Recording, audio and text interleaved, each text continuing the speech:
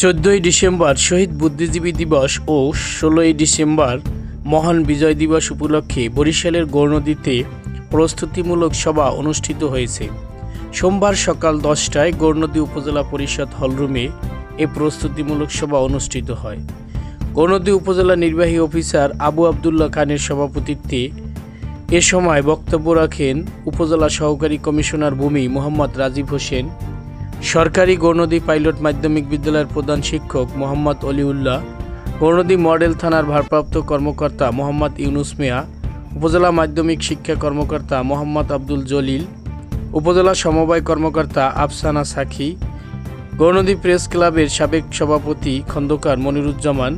এ সময় উপস্থিত ছিলেন সরকারি কর্মকর্তা, শিক্ষক, সাংবাদিক, স্থানীয় জনপ্রতিনিধি সহ অন্যরা। এ নিউজ 24 নিউজ ডেস্ক।